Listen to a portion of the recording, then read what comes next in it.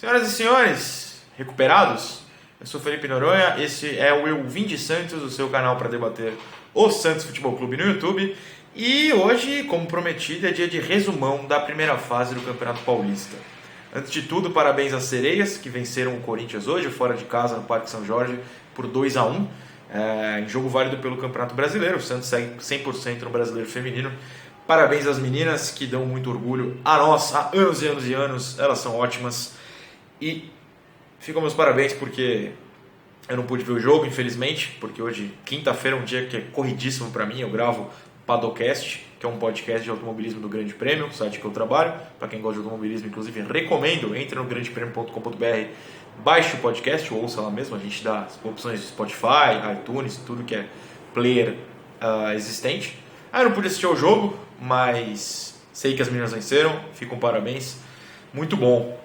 Outra coisa é que no Instagram, como a maioria do pessoal que me segue no Instagram assiste o canal, ontem eu abri aquela brincadeira de perguntas, né? Então aí você pensa, vou abrir as perguntinhas, vai chegar, sei lá, umas 20, chegaram tipo 300, e aí eu, com um dia corrido, tentei responder assim a maioria do pessoal. Se você foi respondido, é nóis. Se você não foi, eu juro que eu tentei responder perguntas que eram repetidas para abranger a maior parte do público.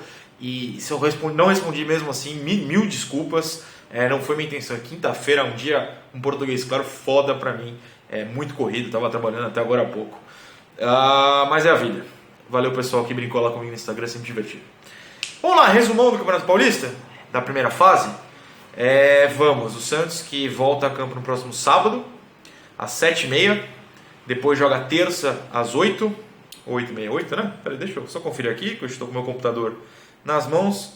O Santos joga a volta às 8 no Moisés Lucarelli, a ida em casa no Pacaembu, a volta fora contra o Red Bull. Para mim, não difere muito ida e volta fora ou dentro. Basicamente tem que ganhar os caras. Tem que eliminar os caras com um time menor. O Santos tem que eliminar. Para mim o ponto é esse, beleza.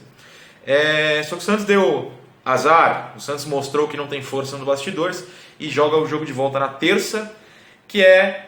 O que isso significa? O pior horário, o pior dia. Significa que não teremos jogadores das seleções no jogo de volta. Se fosse quarta, teríamos. Terça, não temos. Ou seja, em vez de desfalcar o Santos por 2 jogos, desfalcam por 3. Parabéns à força de bastidores do Santos, já que o presidente está na China. Não sei nem quem foi na reunião da federação hoje, porque não tem presidente, não tem vice. Quem foi lá? E parabéns à federação, que faz questão de ferrar o Santos, aparentemente. Olha, ótimas escolhas. O Santos está se dando muito bem nessa questão da tabela. Enfim, resumão. Estou aqui com a tabela, primeiro do Paulista aberta, e vejo que o Red Bull fez 27 pontos.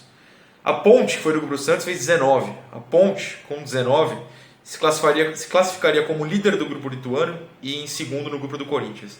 Na última rodada, ela perderia a vaga no Grupo do Palmeiras para o Novo Horizontino por 1 ponto. Ou seja, o Santos teve o grupo mais forte. O Red Bull foi o líder geral. O Santos teve o grupo mais forte, o que significa que a campanha boa...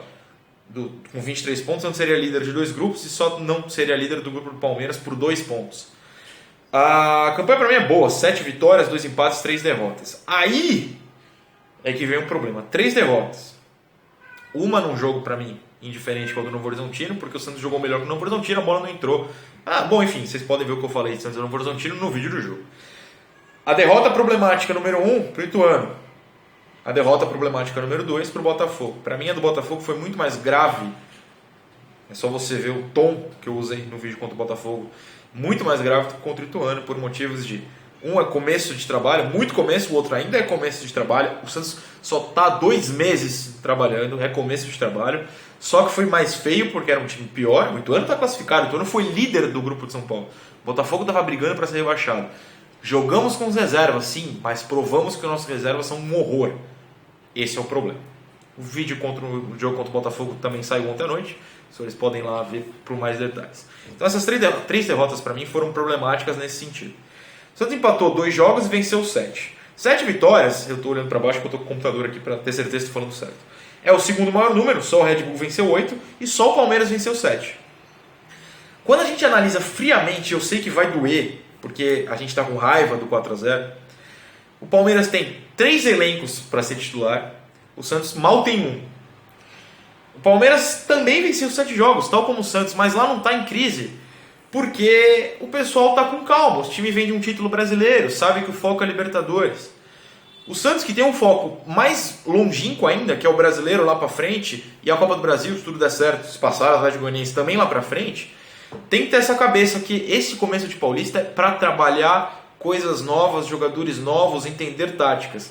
Então quando a gente vê friamente que o Santos venceu 7 jogos, tal como o time mais rico do país, pra mim tá bom em termos de número. O Santos tem 2 pontos a menos que o Palmeiras, porque empatou 2 jogos a menos, perdeu 2 jogos a mais, isso dá 2 pontos a menos.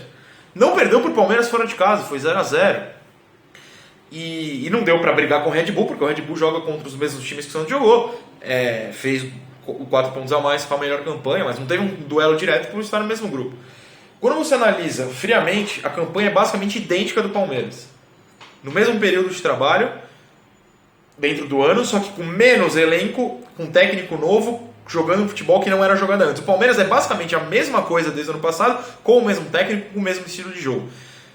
Isso, pra mim, me acalma, entendeu? A gente fez uma campanha igual a de um time grande. Aí a gente pode pensar na diminuição da qualidade das atuações. O que pra mim a oscilação ainda é normal, apesar de doer. É normal porque é um trabalho muito mais novo e recente do que a do time mais rico do país. Friamente, o Santos fez uma campanha melhor que o do Corinthians, ganhou mais que o Corinthians, fez mais pontos que o Corinthians, muito melhor que o de São Paulo, inclusive amassou o São Paulo no jogo contra eles. Contra o Corinthians, o Santos também não tomou gol, empatou em 0-0 fora de casa. Algo que há poucos anos era, nos últimos trabalhos com o Levir, Jair, a gente sofria nesses jogos para arrancar um ponto. Nesse a gente jogou de igual para igual, principalmente no Palmeiras. No Corinthians, no primeiro tempo a gente foi abaixo, no segundo igualou o jogo e teve chance de vencer. Não tomamos gols de time grande. O Santos tomou, no total, 13 gols, sendo que 9 foram em 2 jogos. Então, nos jogos normais, basicamente o Santos tomou 4 gols. Em 10 jogos normais, o Santos tomou 4 gols. O que é positivo é que 2 jogos foram horríveis, estão estragando a campanha do Santos no total e a nossa mente. Porque tem que se preocupar sim. Vamos lá, esquece. Não. É preocupante, claro. Como o time, quando despenca, despenca mesmo. Quando vai pra cima mesmo. E a nossa média ainda... A gente não acertou a média, né? É muita oscilação de ótima atuação para muito abaixo. O Santos precisa balancear melhor isso. Longe de estar desesperado com a campanha geral. Para mim foi uma boa campanha. E a tendência é evolução. O problema é que a evolução, para vir contra o Red Bull em 5 dias, 6 dias, porque volta na terça, quinta, sexta, sábado, domingo, 5 dias. Minha matemática é ótima. É complicado, a gente vai ter que confiar em 11 titulares, sem o Derlis, que foi, na minha opinião, o melhor jogador do Santos na primeira fase. É complicado. No geral, nesses primeiros 2 jogos, a campanha, de qualquer maneira, ainda é positiva. Eu vou implorar, se o Santos cair em jogos apertados contra o Red Bull, cair nos pênaltis ou cair apertado, mesmo perdendo no tempo normal, ainda é aceitável. O que não pode é tomar pau.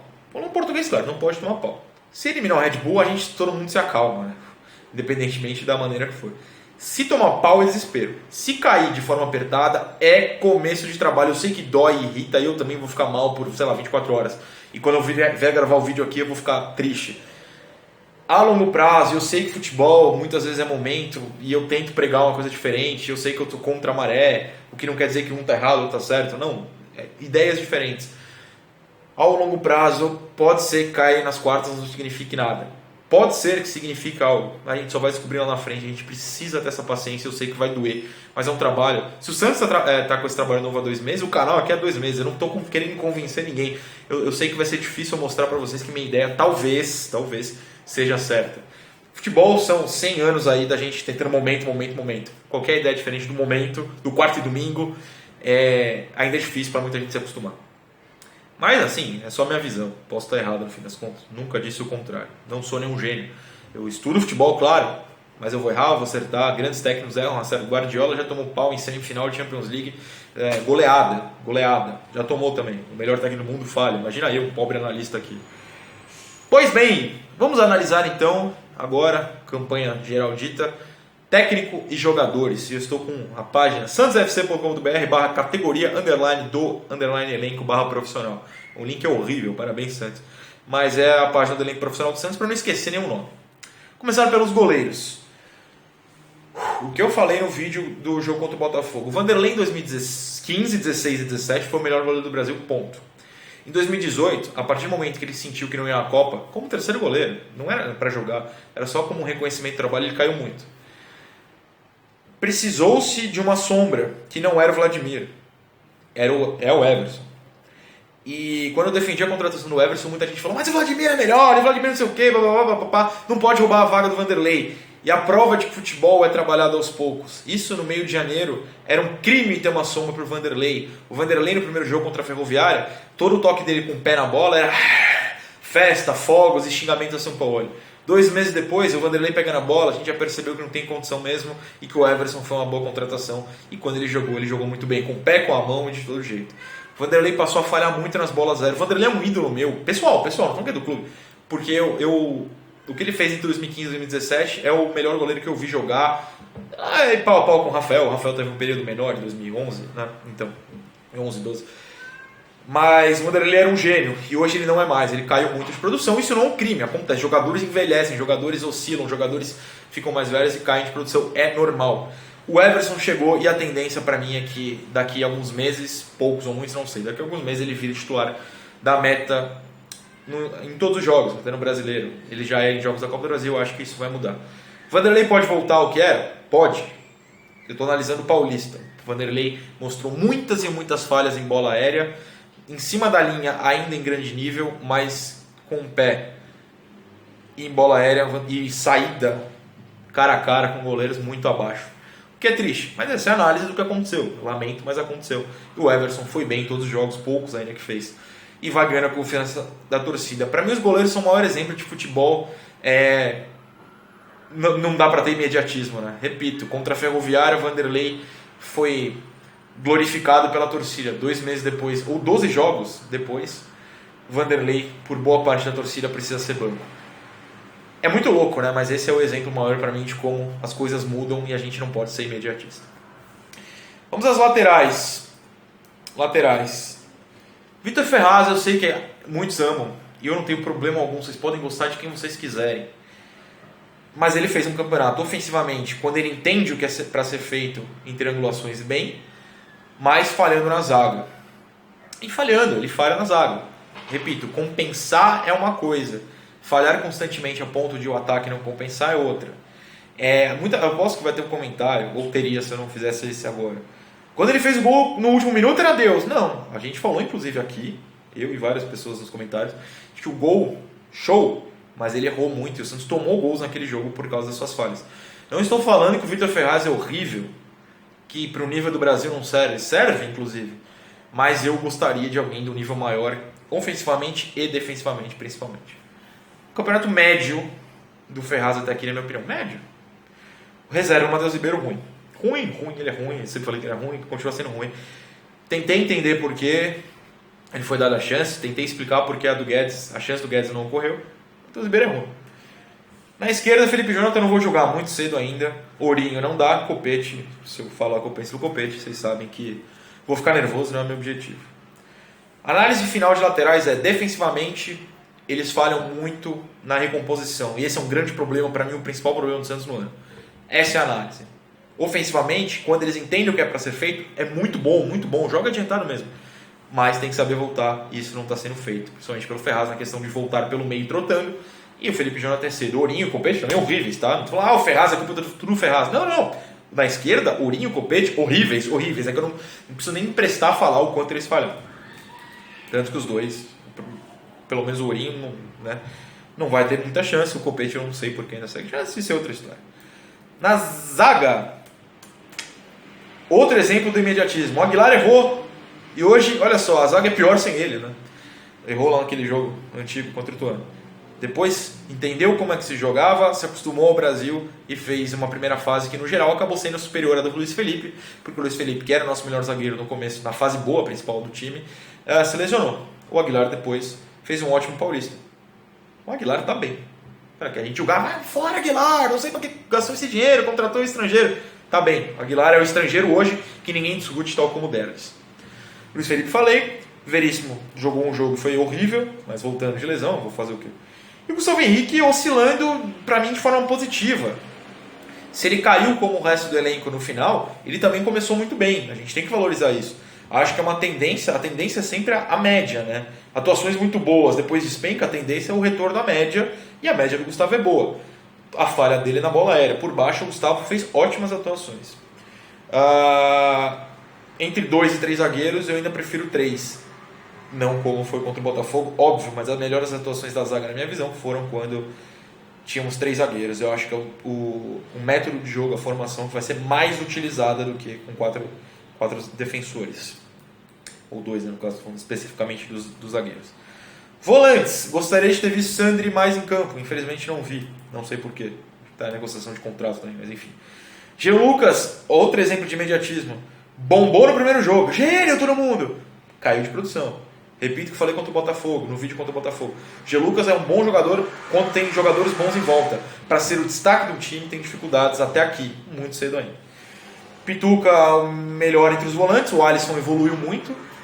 Para mim, a dupla aqui não pode sair do time. O Alisson porque busca a recomposição defensiva, inclusive cobrindo laterais. E o Pituca porque quando ele está num bom dia, conduzindo a bola, e tem jogadores bons em volta, ele acerta. Ele não pode ser o craque do time. O meia de armação principal, como foi contra o Botafogo, dá errado. Quando ele foca mais da linha do meio de campo para trás, e naquela segunda linha, zagueiros, Pituca, Alisson e tal, ou Alisson em quadro, Pituca e laterais, ali ele funciona. No geral, essa dupla de volantes eu não tenho nada contra. Esqueci algum volante? Yuri, né? Deixa pra lá. Meias. Sanches oscilando principalmente por causa da idade, mas, por exemplo, em jogos que ele foi poupado, quando ele foi acionado no segundo tempo, ele funcionou. Eu acho que é uma questão de cansaço mesmo. Torço para que seja isso. Quando ele não é jogado para ponta, e sim no meio, movimentando de central para abrir a jogada, ou movimentando na ponta direita para fazer a triangulação, ele funciona muito bem. Giamota, grande surpresa, principalmente entrando na área, não tanto como armador. Mesmo assim, quando ele foi jogado para ser armador, ele foi o cara que mais buscou. Isso eu digo contra o River, que não é um assunto aqui porque é um jogo da Sul-Americana, falando especificamente paulista, mas mesmo em outros jogos, quando ele sobrou como único meia e tendo que jogar mais recuado, ele pelo menos buscou muito mais o jogo do que fazia até o ano passado. Mas, ainda insisto, o destaque dele é como o cara que entra na área de surpresa.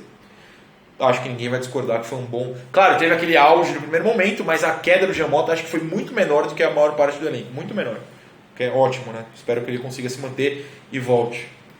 Se eu esqueci alguém, gente, mil desculpas. Eu tô com o elenco aqui, mas eu posso fugir a foto. No ataque, até porque o elenco, o Soteldo tá colado nos zagueiros e... Enfim, nem o site do Santos funciona muito bem.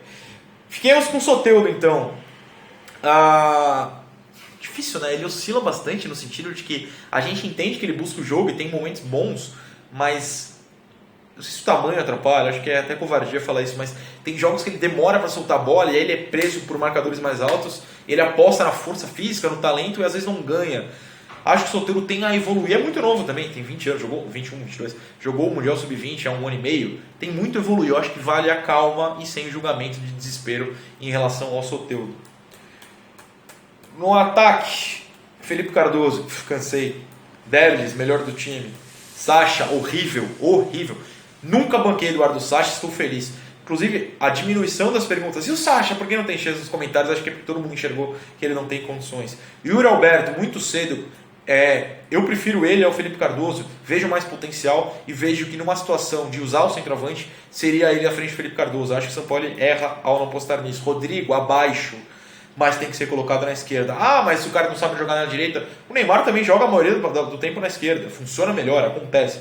Rodrigo, que não teve pré-temporada, é bom lembrar. Então ainda abaixo, tenho fé na evolução. Problema, vai embora logo. Arthur Gomes, ruim. Copete, já falei também no ataque, ruim. E vamos focar um pouquinho no Derlis então. Porque foi o melhor jogador. Porque pra mim é o cara que busca um jogo na esquerda, busca na direita, funciona no meio, dribla, passa rápido. É um cara que entendeu melhor o sistema de jogo junto com o Alisson. Como eu falei, o Alisson entendeu bastante. Evoluiu muito, quesito passe, por exemplo. E pra mim foi o melhor jogador do Santos na primeira fase. E sei que boa parte da imprensa que acompanha mais elegeu o Derlis como o melhor da primeira fase. O Rafael Prats, por exemplo, do Sistema Globo de Rádio, que ele comenta na CBN, por exemplo, é um dos caras que colocou o Derlis como o melhor da primeira fase. Concordo pelo menos na questão ao Santos. Acho que o Martinelli do Ituano foi o melhor da primeira fase no geral. Vi alguns jogos do Ituano o suficiente, na minha visão, assim, para elegê-lo melhor. 17 anos, muito bom de bola. E por fim, Sampaoli, que, vou insistir, certas táticas demorarão para entrar na cabeça do elenco, mais ainda na da torcida que não estuda futebol. Eu não estou falando que ninguém tem que estudar futebol aqui, pelo amor de Deus. A gente não tem nem tempo, eu tenho porque é meu trabalho, mas a maioria de vocês está lá no escritório de tudo, está trabalhando na rua, está trabalhando o dia inteiro e não tem tempo para estudar o futebol a fundo. A gente recebe o material ali no jogo. Então quando a gente vê algo dando errado, a gente talvez não entenda o que está sendo construído. E aqui o meu trabalho é esse, tentar passar algo que está sendo construído. Se vai dar certo, vai ser no longo prazo. Se der errado, não é agora também, é no longo prazo. Então é mais fácil dar errado quando uma coisa nova está ocorrendo do que certo. Por isso que eu peço paciência, não exijo paciência. Eu não sou ninguém para exigir calma ou paciência. Eu peço as coisas. Peço que tentam, para quem gosta do que eu falo, tenta me ouvir, tenta entender por que eu mantenho paciência e calma com esse trabalho. O trabalho é novo. Jogador ruim, como o elenco reserva do Santos, demora a entender. Jogador bom entende, mas cansa, tende a voltar ao jeito antigo de jogar, porque a tendência do humano é quase uma memória muscular. A gente tende a fazer o que a gente já conhece e fugir do novo quando ele começa a dar errado. Por isso que em jogos que o sistema novo não está ganhando, não está fazendo o Santos vencer, às vezes a gente volta, vê o time voltar ao estilo de chuveirinho e balão e tal. É normal, porque é uma memória muscular, né, do cérebro. A gente tende a voltar ao que a gente já conhece por medo do novo. Vai oscilar.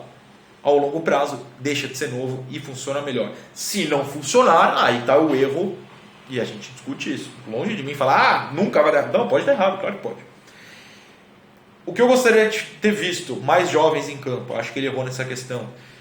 O que eu gostaria de não ter visto, Copete, Yuri e companhia em campo, Sacha, porque não são jogadores para um nível de Série A, muito menos para um time de Série A, quer brigar lá em cima. Não digo pelo título de Libertadores, sexto, sétimo, para cima. Vou analisar o trabalho de São Paulo como bom, porque dentro do que eu espero de futebol, que é um time no ataque, eu vi isso ocorrer. Para um bom, não ótimo, bom. No quesito esperança, melhor ainda. Se fosse Jair Ventura com o futebol dele, eu já estava desesperado, porque eu não aguentava mais. Leverkusen, Cuca um pouco menos que os dois, claro. O Dorival, quando estagnou, Tenho fé que esse trabalho a longo prazo funcione. Por isso que eu fico triste quando pessoas vão no meu Facebook pessoal, por exemplo, e aí, já mudou a cabeça? Quando é que você vai enxergar a verdade? A verdade de cada um é diferente. Eu não estou falando que o time é maravilhoso, estou falando que a minha verdade é o futebol ofensivo. Eu tenho esperança de que esse sistema vai dar certo, porque eu quero um futebol alegre, porque eu quero me divertir assistindo futebol. Se der errado, eu vou ficar muito triste, mais triste do que qualquer um aqui, porque eu vejo futebol para me divertir, para criar sentimentos em mim. E o sentimento que eu quero ter é o do futebol alegre. Se der errado e a torcida insistir tanto e a diretoria acabar cansando e voltar ao futebol pragmático e chato que a gente já viu por tantos anos no Santos, eu vou ficar muito triste. Espero que não. Espero que os senhores também tenham esperança. Eu vivo futebol para me divertir, eu não vivo pelo momento, eu vivo para me divertir. E no final, vira glória, seja lá qual for. Vídeo longo, né? Para quem aguentou, muito obrigado. Eu, me empolguei aqui, mas eu prometi que ia fazer uma análise. Se é para analisar, eu vou analisar o máximo que eu puder. Esse é o Vídeo de Santos, eu sou Felipe Noronha. Nas redes sociais, @FGNoronha. Sempre conversando. Hoje eu respondi 200 no Instagram, mesmo sem tempo. Tamo lá, vamos respondendo quando der. Twitter é a mesma coisa. O desespero do pessoal, tentei conversar, tentar ver o que eu, além do que eu comentei no vídeo, ver o que eu senti, comentar o que eu senti do jogo de ontem. É isso. Muito obrigado. O senhor tenha fé nesse canal também. Se inscreva. Estamos chegando a 25 mil. Maravilhoso. Dá aquela curtida, aquela compartilhada, vamos divulgar a palavra caso goste. Se não goste, vamos conversar, deixe ser de forma educada. Infelizmente ontem muita gente perdeu a cabeça, muita gente veio me xingar, muita gente usou palavras feias e o canal aqui é da paz. Eu sei que a internet parece terra de ninguém. Não esse canal. Eu vou pregar o respeito sempre. Valeu, pessoal.